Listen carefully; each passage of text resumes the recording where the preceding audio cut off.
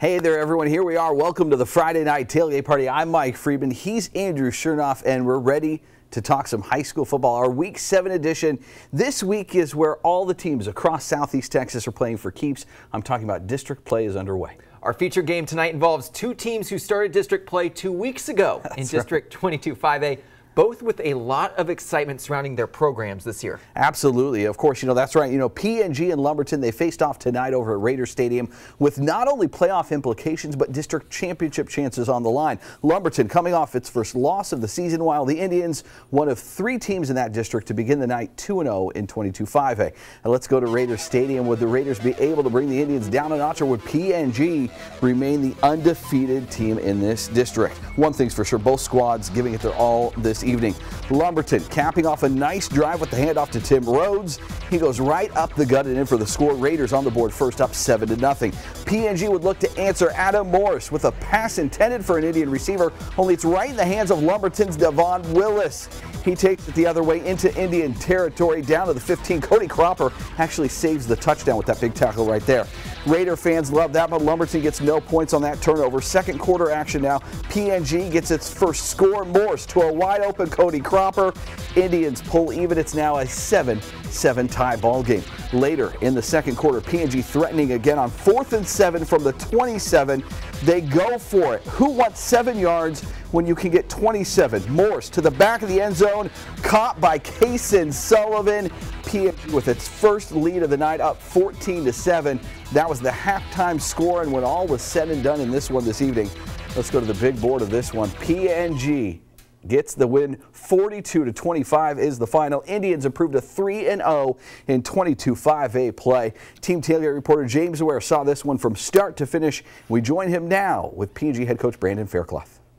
Well, Mike, you're right. PNG Indians 3-0. This is certainly a district you don't want to fall behind in, huh, Coach? No, every week's tough. Everybody's got great coaches and good players, and every win's hard, no doubt about it. It's tough to win in this district. What did you like about tonight? Let's start with that. Well, we kind of started in a hole with some adversity, and I was really proud of how we came back and played through it and took the lead. So, really proud of our guys, never giving up, playing through adversity. That's kind of what football's about sometimes. Yeah, it looked like you had things figured out in the second half. 14-7 at the half. You come out and score 3 touchdowns in the third quarter alone. Yeah, our offense did a great job. O-line starts with the O-line. They protected Adam, and he was able to get the ball out to our receivers, and they did a really good job. Yeah, Coach, this is 4 straight weeks now over 40 points, so it seems like the offense is putting up the numbers you need. It is, absolutely, and our defense is playing really well too. That helps the offense when we get back on the field, and really proud of our kids tonight, our coaches, and it's hard to win games in our district, and anytime you can win 3, it's a plus. For sure, and Lumberton's getting better. I mean, they're showing now that they want to compete in this district again. Oh, they have a great team. Coach Bappa's done a great job with those guys. They have a great scheme, and they're tough on everybody. I mean, it's every game they play, they got a chance to win, no doubt about that. Coach, are you ready to talk about it next week? Let's enjoy this one. I want to enjoy this one, but I mean, we know, and this is a game that's going to help prepare you for that. Oh, no doubt about it. Oh, it's Mid-County Madness. It's named appropriately, and we know it's going to be crazy next week, and it always is. We're looking forward to it. All right, Coach, go be with your team. Congratulations. Thank you very much. Appreciate you. There you go. PNG Indians again, 42-25 over the Lumberton Raiders, and as he said, we'll enjoy this one. Get ready next week. Mid-County Madness, PNG and Nederland. Guys. The countdown already on until next week. We'll return to District 22 5A in a little bit. Let's now turn our attention to District 21 6A. The Westbrook Bruins impressive last week at home against Channelview, winning 61-38. Can the Bruin offense have a performance like that again tonight? Bruins on the road against the Deer Park Deer. There's the Bruin. Pick this one up here. There's the Deer, very quiet as always. Deer Park right here. Cameron Thompson, the handoff to Sammy Linton. Pushes through the defense for the touchdown. We're tied at 7 after the extra point. Then Westbrook on offense. Justin Essex hands the ball to Nick Taylor. Runs through and slides at the 1-yard line. So close. They're so close. Let's just hand it off again. Nick Taylor, touchdown. 14-10, Westbrook out front. There's the band. They like seeing that. Then Deer Park, Cameron Thompson. Sammy Linton gets the ball, and again, Linton finds Pater. Touchdown. This kid's pretty good. Deer Park up 17-14. Celebrating right there next to the referee. Then Westbrook. We're going back and forth, aren't we? Nick Taylor this time runs through the defense. How about that jump? Brought down right there by Jesse Dariola. Then the ball handed to Joel Denley. Denley so close again to scoring. And again, because you're so close, you know they will. Joel Denley ends up getting the touchdown here. Westbrook takes a 21-17 lead. The Bruins cruise from there. Westbrook wins tonight 40-20. The Bruins back-to-back wins inside the district, now 2-1 in 21-6A. Congrats to the Brook. Now, last night we also had varsity football to talk about. The Memorial Titans in District 21-6A action in Baytown taking on the Sterling Rangers. First quarter of play, it's scoreless. Titans with possession. Quick toss here to Marcus Younger. Check out the moves. A little juking in and out of the defenders until he's going to find the sideline. Big gain on the play for Younger. First down, Titans, and boy, are they in business. That leads to this. DeAndre Angel keeping it himself. He's going to find a hole right in the middle. Takes it to the house. Touchdown Titans, and they lead 7-0 after the extra point. Memorial, they get the ball back after recovering an onside kick, and the Titans take advantage. Cam Martin showing off his speed, not going to be denied. Touchdown Titans. They missed the extra point, but still 13-0. Port Arthur with the lead. Coach Kenny Harrison likes that. Defense also making big plays tonight. Bad exchange by Sterling. James Kittler falls on it. Titans start with good field position, although they turn it over on downs. But that's okay because in the second quarter, they give it back to Cam Martin, and again, that's a good decision. Martin scores his second rushing touchdown of the night. Huge run there. Memorial up 20-0. And Titans hang on to get the win. Let's go to the big board. 27-22. Memorial getting the win over the Rangers last night. With the win, Memorial improving to 1-2 in district play. Up next for the Titans, the LaPorte Bulldogs. More highlights just around the corner, but you know what time it is now. Word of the week. This week, we asked fans at the PNG Lumberton game what an onside kick is. Yeah, that, of course, the short kickoff that the kicking team hopes to recover. The ball has to travel at least 10 yards. Simple enough, right? Well, some of the fans had a little bit of struggle trying to explain that.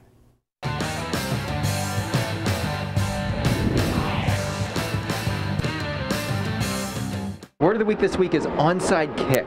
What's an onside kick? Has anyone heard of that? Is it where they like kick the ball on our side? I'd like to ask you a question. How's that sound? Oh, yeah. Come here. You're a senior. No. Wait, is this live right now, sir? Well, how confident are you with your football knowledge? Pretty good, I guess. Pretty confident. Sort of. What's good at the concession stand? What's good here? What's good here? We have nachos. We have pickle sickles. Who doesn't like pickle sickles? An onside kick is where you're on the sideline and you kick the ball. What's an onside kick? Oh gosh, I don't know much about football. Like really, you're probably asking the wrong person. You said you were confident with your football Okay, so I lied. I'm sorry. I feel like this is making us look stupid. Come on, Heather. I give part of the answer away in the question. So they kick it onside. Excuse me, you're on the field and you kick the ball. I will edit how confident you are and then say I know nothing about football. Okay, yes, that's perfect. That's great. Can I go ask my dad? No. Are you really going to run all the way over there and ask him? I will. Go for it. Go. We'll time you. Hold on. There she goes. There she goes. Let's time her. Wait, kicking it out of bounds. I think an onside kick is like whenever you're kicking off the ball, it goes to the side. Can you see what the right side, the onside of the field would be where you kick the ball? This is your question. I'm not good at this. For it, and then the team has to go recover. It's a 10-yard kick. That's all you got from that. I don't know that much about football. No. I'm a soccer player. We're chatting with you. How's that sound? How are you doing? Good. What's your name? Maddie. I guess it's when you kick on your side. When you kick on the side. I'm honestly really confused. I'm not gonna lie. Oh, you caught it! I know. On this side of the field. Are we close? I know it's obviously a kick because it says kick, but I don't know what onside means, honestly. Disregard the last questions. I don't really know much about football. They kick it to the player on the side. What takes place? Onside or inside? Right. Onside or inside? I feel like next time you should ask smarter people. Wait, I got it. I'm 100% confident. That is when the kicker, they do a little small kick to try to get it past the 10-yard line and try to get it before the other team does. It's a deliberately kicked short. They kick it short on purpose. It's when you kick the ball loose a little bit, ways not very far, just right enough to where you can run and get it. Onside kick is where our team or their team, whatever, they kick it and they kick it to try to go 10 yards. And they're trying to get the ball back as quick as they can. Okay. I'm a girl who knows football.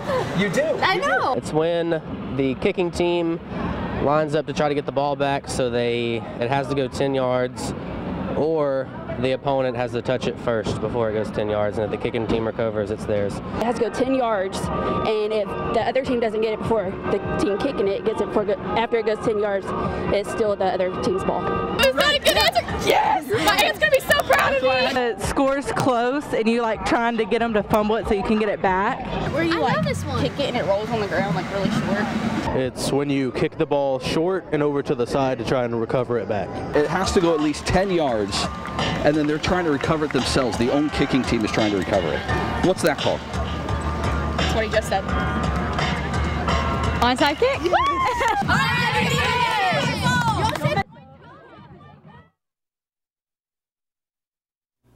Central versus Nederland. The outcome of last year's game between the two schools determined by 1 yard. Yeah, good one. The Bulldogs with the goal line stand ensuring a 39-36 victory. Central hoping for revenge this year. Battle of unbeatens inside District 22-5A. Both teams 2-0 in the district. Scoreless first quarter. Central's Devois Whaley check out the hurdle over his own teammate. Picks up a first down on that carry. Same drive. Second quarter. Chris Boudreau rolls to his right, tosses it down the field to a wide open Delvin Bennett. No one catching him. Touchdown Jaguars. The heroes from last week connecting again for the first points of this game. Ensuing drive, 3rd and 10 for Nederland. Mitchell LeBaron with plenty of time. He finds the Dean Fisher. First down, Bulldogs. That first down leads to this. LeBaron over the middle. Austin Krautz catches it in the end zone. Touchdown Bulldogs. They're on the board, all square at 7. Following kickoff, James Brinza blasts it to his left. Central's Juwan Mitchell fields it and takes it to his left initially. Breaks some tackles right there. And all of a sudden, he has open space in front of him. The only thing that can stop him at this point, nothing. His shoes are tied. He's good. Jaguars retake the lead. They missed the 2-point conversion, but still lead 13-7. Nederland looking to respond before the half. LeBaron, though, brought down for a sack right here. 13-7 Central at the half, but the second half, a different story. The Nederland Bulldogs win 35-20, and you know what that sets up? An undefeated District 22-5A Mid-County Madness between P&G and Nederland next week. That one on the reservation next week. Not that we're looking ahead. We'll still talk more Week 7 action. Let's go over to VIDOR now. Pirates, you know what? They're coming off an 83-point performance last week, looking for similar success, no doubt, as the Pirates were hosting the Ozan Panthers this evening. VIDOR starting it off. Quarterback keeper Colby Umble, 42 yards, and he is off. Not going to get brought down until he's across the goal line. PAT good. 7-0 Pirates on top. Now Ozan looking to answer, and it's their turn. Delay handoff here. Calvin Tyler cuts outside, and he's off to the races, finding the sideline, streaking down, covers about 70 yards, and the Panthers are on the board. They also kicked the extra point, so we're tied up at 7. Now Ozan forces a 3-and-out. This time, if it worked before, why not try it again? The handoff to Calvin Tyler. And look at that. He takes off again. Nothing between him and the end zone. Another Ozan touchdown in this one. And the Panthers, they do that quite a lot tonight. We'll go to the big board in this one between Ozan and VIDOR tonight. And the Panthers on the road this evening get the big victory, 42-28. Ozan getting the win tonight in district play. Ozan improving to 1-2 in district, and the Pirates falling to 1-2 in 22-5A. The Bridge City Cardinals coming off a bye week with a tough game at District 10 4A Division I Jasper. This is the game of the night. After a big kickoff return, Bridge City down near the goal line. Handoff to Case Draper. Touchdown. Cardinals take a quick 7-zip lead. Jasper responds. Tiger Williams airs it out right here to Ashton Thomas. He catches it behind the defense. Thomas tackled just shy of the goal line. It's easy from there. The toss right here to Corian Holmes, and Holmes finds pay dirt. Bulldogs trail 7-6. Bridge City does not like that at all, though. Handoff right here to Derek Deering. Deering gets to the sideline, and at this point, it's a foot race. Touchdown, Cardinals. They add to their lead now 14-6. More Cardinals here. Colt Poole once in on the action. I think the best name across the area in high school football. Colt Poole. How cool is that? Sounds cool. It is cool awesome. Is cool. Yeah. That's a cool touchdown run for him. 21-6 BC, still in the first quarter. Jasper needs a good return here to turn things around, though, and it gets one. Jakeithan Adams breaks through the first line of Cardinals, and now he's gone. Adams takes it to the house right there. Bulldogs cut into the Cardinal lead. This one goes down to the wire, and at the end of this, the Jasper Bulldogs win 48-47. They score late in the game. Bridge City deep in Jasper territory, but time runs out for them as Camden DuBois sacked as time expired. Huge win for the Jasper Bulldogs. Team Tailgate reporter Tom Wright is in Jasper tonight, and he has more with winning head coach Daryl Barbe. The Jasper Bulldogs with the go-ahead touchdown with 23 seconds left on the clock. With this is Coach Barbe, and patience seemed to be the name of the game. You were behind through most of the game, waited for your opportunities, a couple of turnovers, and then to score the go-ahead touchdown. Really kind of speechless. It was a great game, great high school football game. They're a great ball club, great offense. We turned the ball over, I think, the beginning of the game and then coming out of the second half. And, I mean, we couldn't stop them. I'm telling you, they are excellent on offense. We were very fortunate. They broke 2 long runs, and we caused a turnover when they're going in the end zone. So, I don't know. It's really the Lord, Lord knows who's going to win games, and I mean, he was on our side tonight. Well, one thing I think it speaks to, you hear so much about being a fourth quarter football team, and you guys certainly proved the point to that tonight. Our kids didn't quit. I know we were down, and we got down there, and we get down there about the score with 1:05 left, and I mean, we just keep believing. We've got a good senior class. They've been with me. This is, I've been with them since they were freshmen. So I mean, we just kept believing and kept, they just kept going after. Well, it was an exciting football game to watch. Well, I appreciate it. All right, Coach. Thanks a lot. Congratulations again. The Jasper Bulldogs with the victory, remaining undefeated in district play. And wow, what a football game! Back to you guys. Thank you, Tom. Wow, great win for Jasper. Let's stick in 10-4A Division I action. LCM BATTLIN Bears looking to prove to 2-1 as they were hosting the winless Cleveland Indians. Things started well for LCM. Paul Jubert handing off to Chris Winters. Chris does the rest with his ability. Nice cut inside and then races right through the defenders for the touchdown. BATTLIN Bears go on top 7-0. Cleveland looking to respond, and the Indians do just that. D.D. Jackson handing off to number 2 right there. LCM tries to bring him down, but no luck. Cleveland missed the extra point, so LCM still leading 7-6. Bears say that's too close for comfort, and they hand it off again to Chris Winters. He already scored once, tries to get across the pylon, just shy of the end zone though. LCM so close, they do hand off, get it in. Jalon Douglas, 13-6, LCM on top at this point. New quarter, new direction, same result. Another LCM touchdown. Jalon Douglas pounds his way in.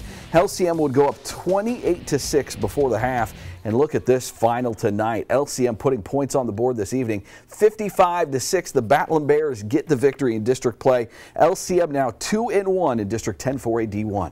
The Silsbee Tigers with the night off. They hope to bounce back from last week's loss against Huffman Hargrave next week when they travel to Splendora. Kickoff 7:30 p.m. on Friday.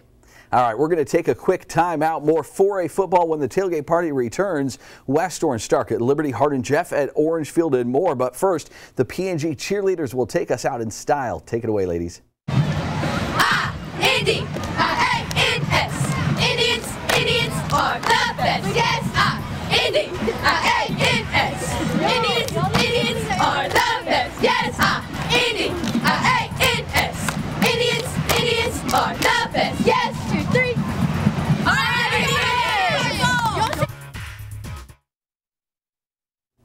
Well, remember when we started the show tonight, I said it's week 7, the week where every Southeast Texas team is playing for keeps. That's true for those in 9-4A Division 2 as district just began for those 5 teams in that group this evening. The title is said to run through West Orange Stark, and for a good reason. Tonight, the Mustangs started their league play on the road against the Liberty Panthers. West Orange Stark Jack Dallas passing the ball here. Thomas Wallace the receiver, and he's going to scamper in, gets the touchdown, score 6-0 West Orange Stark. They went for 2 and failed on the conversion. Now, more from the Mustangs. Handoff here to Miley Edwards here. Edwards gets in for the score, so West Orange Stark doubling their lead and, of course, looking for more. Jackson Dallas here. Quick cut through 2 for the 2-point conversion. 14-0 West Orange Stark on top. More from Dallas, passing to Jeremiah Shaw. And that's another score for West Orange Stark. West Orange Stark would line up for the extra point here. Ball tossed. Justin Brown for the extra point. Well, he gets in for the conversion there. 22-0 West Orange Stark at that point. Mustangs on the road. Let's go to the final in this one, and they roll a shutout victory for West Orange Stark. 49-0 over Liberty tonight. District opener for 2 playoff teams from the district last season. Hardin Jefferson at Orangefield. Orangefield ready to go in this one against the Hardin Jefferson Hawks. There's the flag waving right there. Hardin Jefferson right here. The handoff, where's it going? Deshaun Moreau takes it to the house right here for the touchdown. Hardin Jefferson has a bunch of running backs. Touchdown right there from the Hawks. Then Orangefield, close near the goal line. Watkins hands it off, and that one so close to the goal line, just shy. 0 for Orangefield, 0 for Oregon. Both teams are pretty good. Orangefield, right? And they get in for the end zone. Do they? Yes. Touchdown, Orangefield right there. Ready to go. Oh, loyalty right there. Then, looks like a field goal attempt coming up for Hardin Jefferson. That one is good. 34-yard field goal right there. This one so close, going down to the wire tonight. And the final score in this matchup, Orangefield 24-23 over Hardin Jefferson. Another great game across Southeast Texas tonight. Wow, good win for the Bobcats tonight. Congratulations to them. The start of district play will have to wait for the Hampshire Finette Longhorns. Horns took the night off. They're going to begin 4 straight district games with a trip to Hardin Jefferson next week. Kickoff set for 7:30 p.m. at Hawk Stadium. With 4A football now in the books, it's time to shift our focus to 3A. But first, it was VIDOR's homecoming, and Southeast Texans know what that means. It's lights out and enjoy the show. We'll be right back.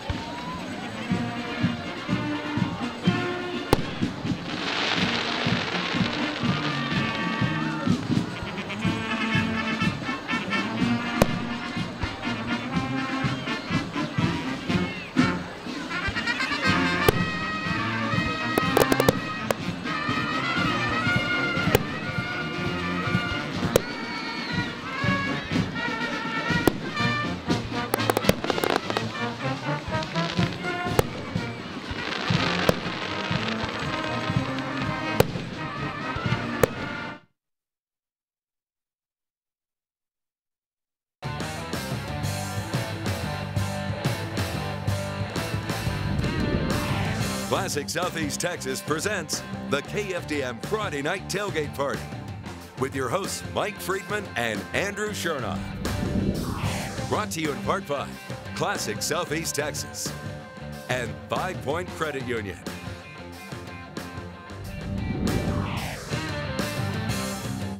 The East Chambers Buccaneers with a perfect start to not only District 12 3A Division I play, but also the entire season. Year, sure. 5-0 heading into tonight's game. The Warren Warriors hoping to change that tonight inside their home stadium, George Bo Isaacs Stadium. East Chambers wanting to go to 6-0 though. Warriors kicking off to the Buccaneers right here. Darius Guillory, he fields it. We've seen all season long how fast he is, and he shows off that speed again tonight. Guillory, goodbye. Touchdown Bucks, they take an early lead. Later, EC on offense. Handoff right here to Dylan Silcox. Mike, it's a competition between the two. Who has a better touchdown every single game? You know, it's back and forth between the two, and we've seen both of them run like this. Silcox goes all the way. East Chambers feeling good, adding to its lead. 14-0 less than 2 minutes into the game. Buccaneers keep it going. Austin Sutherland deep down the field to someone he threw catch with in the backyard growing up. His brother, Aaron Sutherland, hauls it in. Touchdown EC. And how about one more East Chambers score? Somewhere in there, Kai Williams gets the ball. He gets to the sideline, and he gets into the end zone. 28-0 East Chambers. The Buccaneers win tonight. They remain perfect on the season. The final score 69-6. EC beats the Warren Warriors. All right, let's go over to Kirbyville. Wildcats, like East Chambers, starting the night 2-0 in district play. Cats looking to keep pace with the win at Woodville. Cats with the lead, but not big enough. Handoff here to Ty Dennis. Dennis came ready to run. Ty outrunning everyone down the field, and he's in for the score. 20-6, Kirbyville on top after that touchdown right there. The Cats like it. Few plays later, Wildcats looking to score again, but the Eagles flock. Austin Reeves fighting for the extra yard, and he coughs up the football, and Woodville, would recover. Eagles try and get something going to close the gap, but David Whitehead's pass nearly picked off by D. Ballard there. Kirbyville marching downfield. Jackson Gore hitting Joe Fentress for the big gain down the sideline in this one, and the Wildcats roll to victory. Let's go to the big board in this one. Kirbyville on the road, getting the big win by 40 points. 60-20 the final. Kirbyville over Woodville tonight. The BUNA Cougars hoping to continue their fast district start, looking to be 3-0 inside district after tonight's game against those Anahuac Panthers. Early in this one, BUNA's Kobe Elder fakes the handoff, keeps it himself. Elder all the way for the touchdown. The Elder Statesman. Cougars take the lead. Anahuac looking to answer the problem. Josh Kelly has other ideas. Picks off the Jason Martin pass. Kelly getting extra yardage then on the return. So the Cougars take over on offense, and this happens. Remy Connell gets the pitch and gets to the end zone. Touchdown, 14-zip BUNA. Anahuac again wants to do something good. Jacaleb Lewis, though, fumbles, and Trent Tamplin falls on the football. This one all about the BUNA Cougars. BUNA wins tonight 61-18, now 3-0 inside the district. The Kuntz Lions. Kuntz still in search of its first win of the year. Would it come tonight, or would Hardin come away with the victory this evening? We'll pick up the action here. Kuntz with possession. Dalian Edwards connecting with Dylan Ainsworth, and he's surrounded by the Hornets there. Drops the ball, and it's recovered by Cooper Peavy for the home team. Hardin Hornets in good position. Hornets now with possession. Ryan Snell. He's going to go deep on this one. Wide open Hunter Stelly, and he's going to be taken down just short of the goal line, right around the 5-yard line there. Would the Hornets be able to punch their way in? Well, Ethan Summers, he does get in and score. Hornets trail by just 1 point. It's 14-13. Kuntz hanging on the lead. Homecoming out there for them. That's a good picture there. Kuntz, Dalian Edwards here. He goes up top, but it's intercepted off the deflection by Cooper Peavy. So Hornets on another turnover take advantage. Hardin with the score here in the fourth quarter. Ethan Summer, he gets in again. We'll go to the big board in this one. Hardin hangs on to get the victory tonight. Hardin gets it 19-14 the final. Hornets improved to 2-1 in district play. Newton and Deweyville going head-to-head up in Newton. We'll take you out there when the tailgate party returns.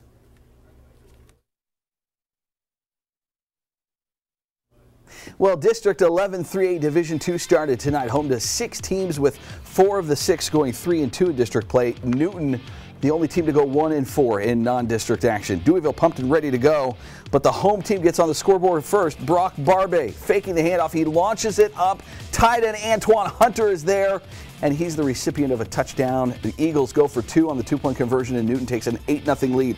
That's nice. This is better. Handoff to Gabe Foster. He steamrolls his way in for the Newton score. They double their lead up 16-0. More from the Eagles. Another fake out. Broderick Spikes is carrying the rock, and he's going to get the sirens to sound. Newton Eagles up 23-0. Second quarter, Newton still finding ways to score. Brock Barbe hitting Antoine Hunter. Second time of the night. 30-0 Newton at this point. Let's go to the big board in this one as the Eagles roll a shutout to open district play for Newton, 58-0. There's those Newton Eagles. Kelly beginning district play at home tonight against Katy Pope John, the 23rd. Kelly with it right here. Connor Quinn tosses the ball to Logan Hillen. Hillen gets into the end zone. 12-0 Bulldogs out front. Lions here. Michael Gandolfo, the toss right here. Running back gets down the field before Bulldogs defense stops him from moving forward. Then Gandolfo takes the ball in for a Lions touchdown. 12-7 Bulldogs still in the lead though. Connor Quinn back to Kelly, hands the ball off to Mitchell Bro, gets tackled right there for the Lions defense. Here's the Lions right here, nowhere to go on this play, but here's the play that all Kelly fans are looking for. Connor Quinn looks to throw, finds no one, runs, and he finds the end zone. Bulldogs lead 18-7, and Kelly wins tonight. The final score in this game, 21-7. Kelly opening up district play with a win. Good win for them. Let's talk Legacy football. Legacy Christian starting the night tied for first in TAPS 4 Division III play. Warriors looking to improve to 3-0 in district with the win over Magnolia Legacy Prep tonight. Here they come out. Magnolia Prep kicking off the Legacy here. Tristan Osmond. He's going to get the catch and he's going to take it back the other way. Here he comes looking to avoid all those tacklers. He goes right through, coming towards us on the sideline, and what a great return there for Legacy. Willie Jones drops back, throws it. Tadrin Esprit for the touchdown there, 34-12. Legacy on top now in the second quarter. So now Magnolia trying to get something going. Jared May keeping the ball, tries to get through the Warrior defense, but good defensive stop by Legacy. More from Legacy. Willie Jones passing to Camden Robertson. That's another Legacy touchdown, making the score 48-12 Legacy Christian before the half. Look at the big board in this one and the big win for Legacy. They put some points up tonight. 61-21 the final. That should be reversed. Legacy Christian Warriors get the win, 61-21. Evadale with its District 12 2A Division II opener on the road at Iola tonight. Which team wins that matchup? Let's find out together, shall we? Drum roll, please. Evadale or is it Iola? I like the drum roll though, Mike. There it is. Iola wins 54-20 over the Evadale Rebels. All right, do we have any results on Burkeville and Sabine Pass? There we go. Burkeville gets the victory 37-7 over the Sharks. COLMESNEIL at home taking on Normandy, and it's the Panthers that win 40-0 over the COLMESNEIL Bulldogs. Also in 12-2A D1 starting tonight, West Hardin hosting Anderson Shiro, and the Fighting Owls get the win 39-8 over West Hardin. The Holdice set of Bobcats playing host to the Groveton Indians tonight, and it's all about the Groveton Indians. They win 62-0. District 10 2A D1 play. West Sabine Tigers opening league play against St. Augustine, and the Wolves escape with the win 29-26 over the Tigers. The undefeated Chester Yellow Jackets with a well-deserved night off. Chester back at it next Saturday, the 17th, against High Island. And Community Christian Orange took the night off as well. The Lions, part of a 3-team TAP 6-man district, so they are the exception of starting district play. Another non-district game on tap for them next Friday. Alpel Springs will visit Stewart Field. Kickoff set for 7 p.m. We recap Week 7 after the break.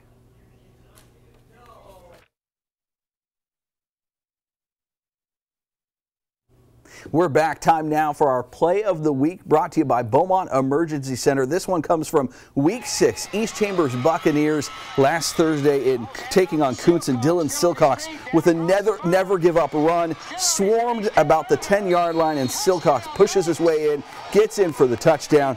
Dylan Silcox of the East Chambers Buccaneers have this week's play of the week, brought to you by Beaumont Emergency Center. Time for this week's social media photo of the night, and hey, I recognize that guy in there. Yeah, Andrew. Me and the Lumberton Blue Crew, we took that before it's the a games selfie. night. It is a selfie. It's an Ussie. There's multiple people, so that's what you have to say. Okay. Of course, if you use the hashtag KFDM Tailgate on your social media posts when you're at the games in the weeks ahead, we will show that on the KFDM Tailgate. That's right. Hashtag KFDM Tailgate on any of your social media websites. Of course, that puts an end to Week 7 of the high school football season. Week 8 will be on the reservation. Mid-County Madness next week. We'll see you then. Have a good night, everyone.